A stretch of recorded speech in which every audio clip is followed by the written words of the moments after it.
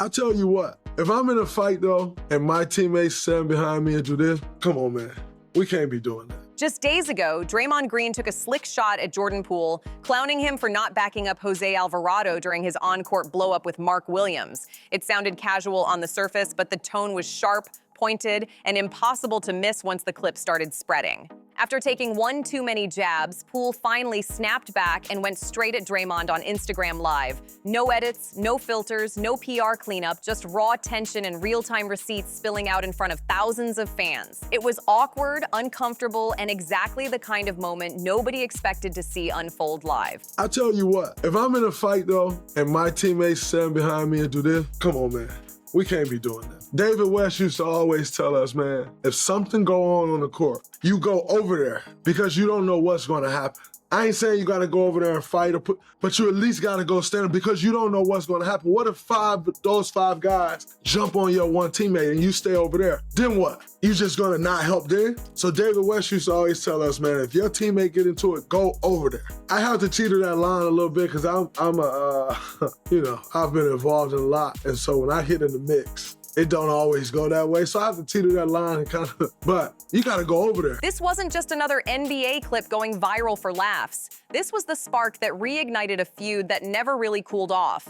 Some rivalries in the league burn fast and disappear within a season. Others run much deeper, built on betrayal, bruised egos, and broken trust. Those ones don't fade, they wait, and then explode when the timing feels right. And once again, the NBA world found itself locked in on the ongoing saga between Draymond Green and Jordan Poole. The drama picked back up when Draymond used his podcast, The Draymond Green Show, to fire off what many saw as a calculated shot at his former Golden State Warriors teammate. The timing, the wording, and the history behind it all made the message impossible to ignore. Social media lit up instantly. Fans replayed the clip, slowed it down, dissected every word, and argued over exactly what Draymond meant. And that reaction didn't come out of nowhere because the moment he was referencing was already burned into NBA internet history. Everything traces back to December 27th, 2025, during a game between the New Orleans Pelicans and the Phoenix Suns. The Suns walked away with a 123-140 win, but nobody remembers the score. The game completely lost relevance once chaos broke out in the third quarter. Pelicans guard Jose Alvarado and Suns center Mark Williams got tangled up after a foul call, and things escalated fast. Words turned into shoves, shoves turned into real swings, and suddenly punches were flying in full view of the crowd. It was messy, emotional, and totally out of control. Then came the moment nobody could stop replaying. Alvarado, standing just 6 feet tall, landed a clean uppercut on Williams, who towers at 7'1". The size difference made the hit look unreal. It was shocking, unexpected, and instantly turned into highlight material for all the wrong reasons. Both players were tossed from the game. Alvarado picked up a 2-game suspension, Williams got one, and the league moved on. But the internet didn't, because standing just feet away during the entire scuffle was Jordan Poole himself. And that's where the controversy really started. Viral clips showed Poole frozen in place, eyes wide, hands down, not stepping in, not separating anyone, not rushing forward. Fans labeled it a straight-up deer in headlights moment, and those few seconds got replayed millions of times across every platform. This is the biggest crisis that we've ever had since I've been coach here. It's really serious stuff. And I would say probably by February, I started to feel like myself again and speak more. But guess what? There was 5 months of a season where slippage has just been occurring. And by February, if that slippage has been going on that long, you are who you are. At that point, you've built those habits. You've built bad habits. That is who you are now. You could have did it in a different way. So you have to be a little more patient. You have to be a little more, you got to be the big homie. So some of that you have to take. Some of that you have to take. Some of that you have to pull a dude to the side and have a one-on-one and get a lot more from that, I've found, versus doing it in front of everybody. Are you still playing if that stuff with Jordan Poole didn't happen early in the season? I absolutely think so, because I still think the fact of the matter is it's going to be hard. I don't really think anyone could beat us, and I know we just lost. Draymond Green wasted no time addressing it. On his podcast, he broke down the moment without saying Poole's name, but everyone knew exactly who he meant.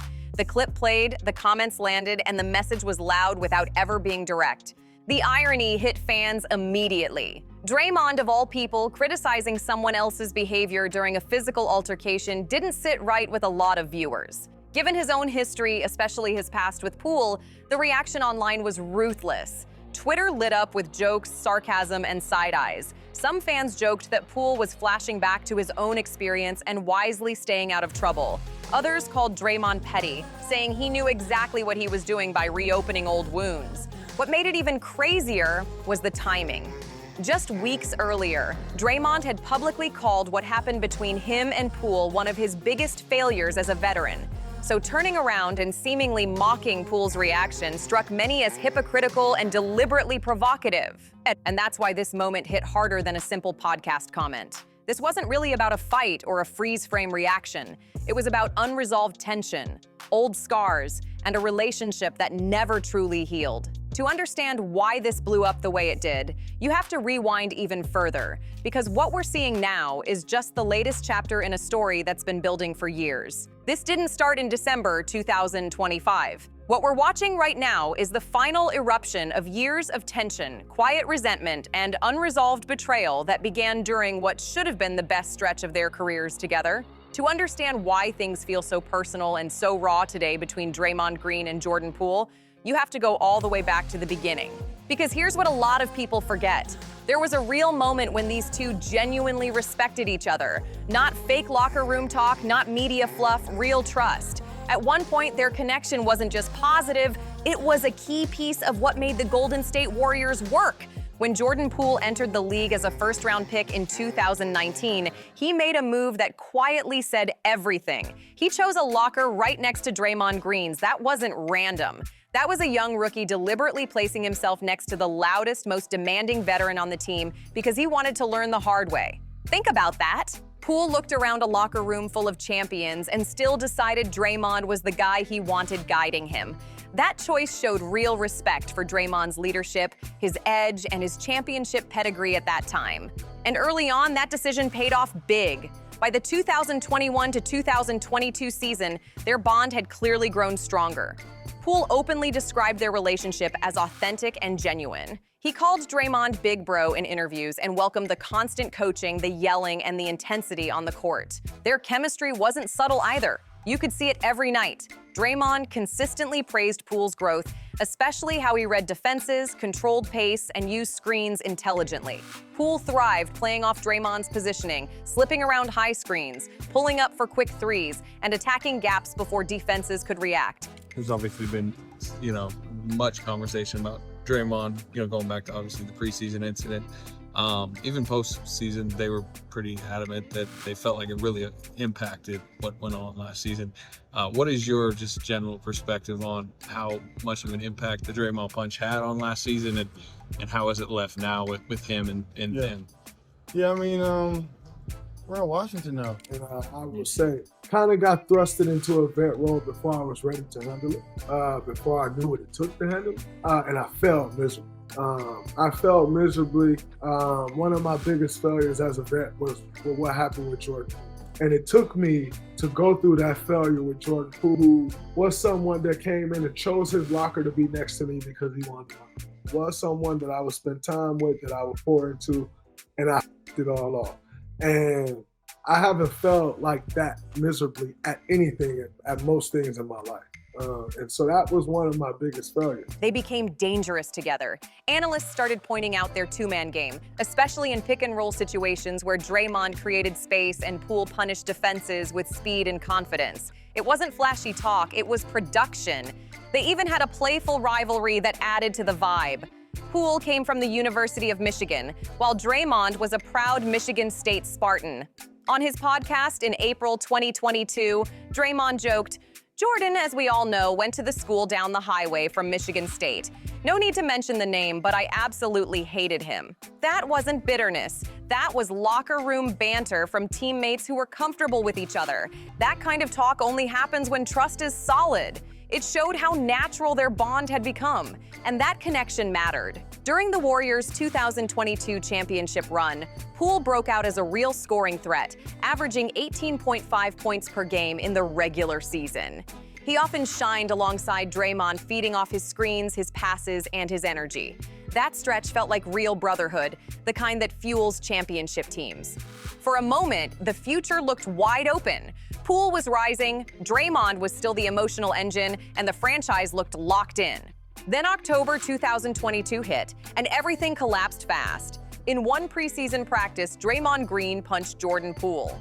The video leaked, spread everywhere, and instantly changed everything. What should have stayed private became a public spectacle, and the damage couldn't be walked back. That moment wasn't just physical, it shattered trust. Poole didn't just lose a teammate, he lost the mentor he believed in. Steve Kerr later admitted the leaked footage was harder to deal with than the incident itself. He said it destroyed team chemistry and created a serious trust issue. Kerr openly called it the angriest he had ever been with Draymond, saying he crossed a line and made the entire season harder for everyone. Those words mattered. Coming from a coach who had navigated countless storms, that was a clear signal that something fundamental had broken. Even Draymond admitted the fallout muted his leadership voice. When the team struggled defensively, he couldn't hold players accountable the same way. His authority was gone.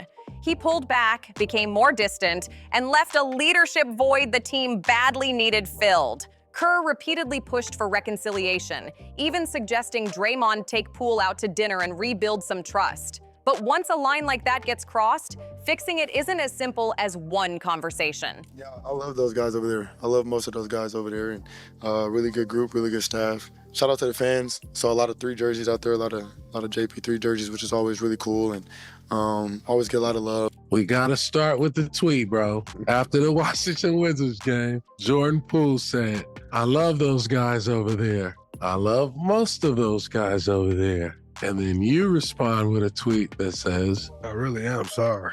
"I really am sorry." Why did you respond to? I responded because, like, it's been 3 years. Like, let's move on, Where's the love? We moved on like we're supposed to move on, man. I really am sorry. Right. Like, it was that statement was kind of like it was looking for some sympathy. You know what I'm saying? Like, Yeah. I kind of keep wanting to make me out to be the bad guy. Move on, bro. Like, it is what it is. I'm sorry. Like, I shouldn't have punched him. You can't call a man a B word and push him and not get hit either.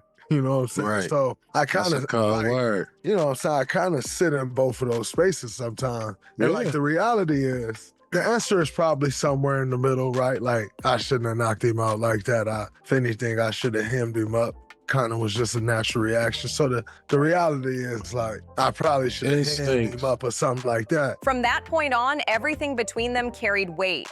Every comment, every joke, every podcast clip landed differently. And that's why what we're seeing now doesn't feel random at all. It feels like the final crack in a relationship that never truly recovered. Any chance to smooth things over slowly slipped away. Draymond Green declined repeated efforts to fix the situation and never truly sat down with Jordan Poole to mend what was broken. Each missed conversation widened the gap, turning silence into resentment and turning teammates into strangers. The 2022 to 2023 season became living proof of the damage caused by that one explosive moment. The Golden State Warriors finished 44-38 and were bounced in the second round by the Los Angeles Lakers. The vibes were off, the chemistry looked shaky, and Poole's game reflected it. Against Los Angeles, Poole struggled badly. He averaged just 10.3 points per game on 34% shooting. In Game 4, he played only 10 minutes, went 0 for 4 from the field, and committed 2 turnovers. The confidence that once defined his breakout run looked completely drained, weighed down by tension that never got resolved. After the playoff exit, Poole was asked directly about his relationship with Draymond, and his answer said everything. He didn't rant, didn't blame, didn't explain. He simply said, "It's just business, honestly." That's really all it was. That line hit hard. What used to be brotherhood had been reduced to clocking in and clocking out. By July 2023, the breakup was official. The Warriors traded Jordan Poole to the Washington Wizards in exchange for Chris Paul. Just like that, Poole's 4-year run with the team that drafted him and helped him win a title was over. During his introductory press conference with Washington, Poole was asked whether Draymond had reached out after the trade. His response wasn't words, it was silence. An awkward stare, no answer, no emotion. That pause spoke louder than any statement ever could. Not long after, Poole unfollowed Draymond on social media. It was a quiet move, but a loud message. Whatever connection they once had was officially done. Even Steve Kerr admitted the timing didn't sit right with him. He felt the trade came abruptly, especially after Poole's contributions to the championship run. Behind the scenes, reports made it clear the organization had chosen its side. Loyalty to the championship core mattered more, and Draymond's refusal to fully repair the relationship sealed Poole's fate. Once the punch happened, the decision was already made. Jordan Poole was the one who had to move on, carrying the fallout with him while the team pushed forward. What followed was a stretch of reflection from Draymond Green that split public opinion. Throughout 2024 and into 2025, Draymond repeatedly called the incident one of his biggest personal and professional failures. Some fans saw genuine accountability, others saw careful reputation control. Either way, the damage was already done. Apologies came late, regrets couldn't rewind time, and the cycle kept spinning. By the time Draymond started speaking openly, Poole was already gone, rebuilding elsewhere, while the Warriors had made their choice clear. In an October 2024 interview with Mark J. Spears, Draymond Green finally opened up about how much he had changed after the punch. He admitted he became far less engaged with teammates outside of basketball, and the shift wasn't accidental. According to Green, 3 things drove that distance: a heavier focus on family life, a been-there, done-that veteran mindset, and a belief that he needed to pull back because of the Jordan Poole situation. He described it as a mentality that didn't just affect him, but everyone around him. Green even admitted he missed the close team bonds that once fueled his competitive fire. That confession painted a clear picture of someone who finally understood the collateral damage left behind by his actions. But just when it seemed like the story was settling, January 2025 brought everything roaring back. On January 18, 2025, Jordan Poole returned to Chase Center wearing a Washington Wizards jersey, and he made sure nobody forgot him.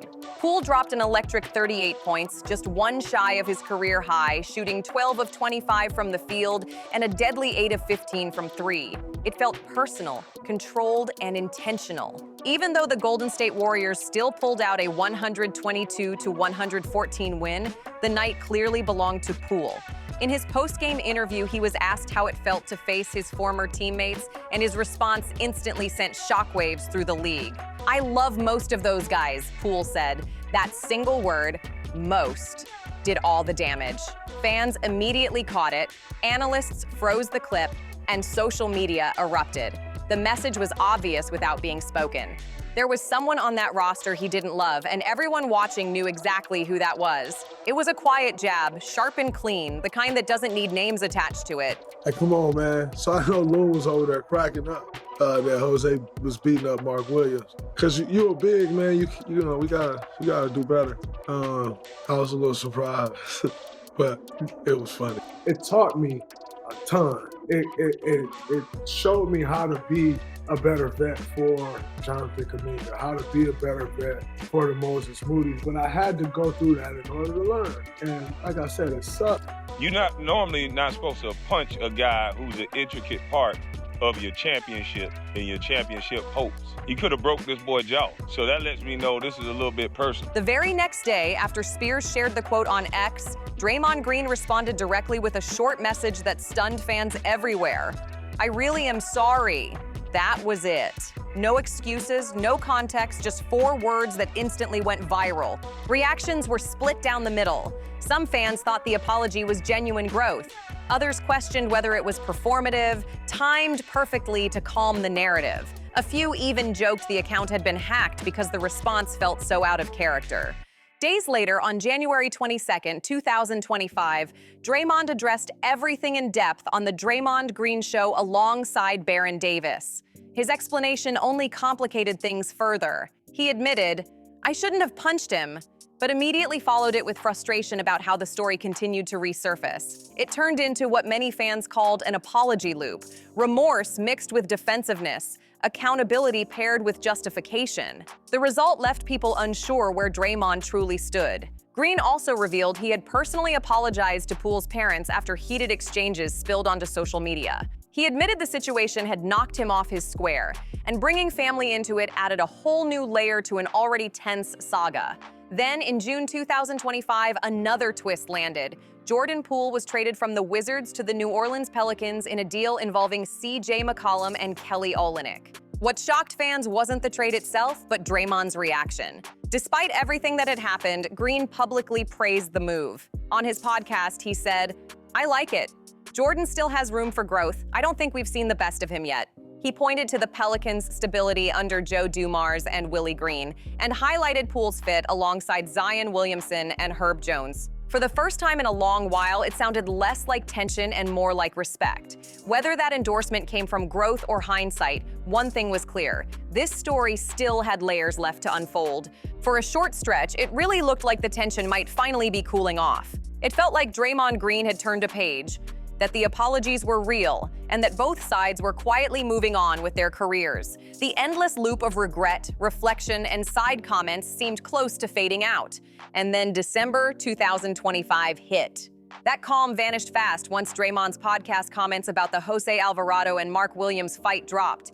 Just like that, the past came rushing back. Old wounds reopened, timelines rewound, and suddenly we were right back at square one. Now we're watching two former teammates stuck in a cycle that refuses to end. Passive-aggressive jabs, careful wording, public commentary that never fully names names, but never misses the target either.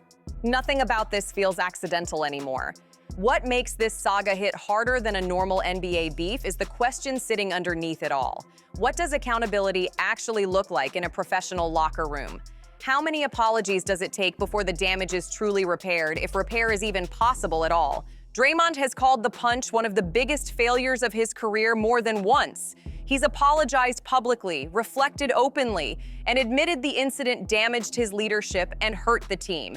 Yet despite all that, he keeps circling back to Poole, commenting, reacting, referencing moments that quietly keep the story alive. It's subtle, but it's loud enough for everyone to hear. On the other side, Jordan Poole has mostly taken the high road. He avoids long explanations, dodges direct questions, and keeps his focus on his current situation instead of rehashing the past. But every once in a while, a line slips through, like that "most of those guys" comment, and it reminds everyone that nothing was forgotten. Poole hasn't erased the memory. He's just learned how to live with it. The tension stays right below the surface. Calm on camera, controlled in interviews, but always ready to resurface the moment someone pokes the past again. Watching this latest chapter unfold, one thing becomes impossible to ignore. There is no real closure here. No final conversation, no clean ending, no shared moment where both sides truly move on. This beef isn't done. Every matchup, every podcast clip, every social media post will keep getting dissected. Fans will keep reading between the lines, waiting for the next spark. What started as a mentor and mentee relationship built on trust, respect, and shared success has turned into one of the most layered and uncomfortable feuds the league has seen in years. And until one side fully lets go, this story will keep writing itself.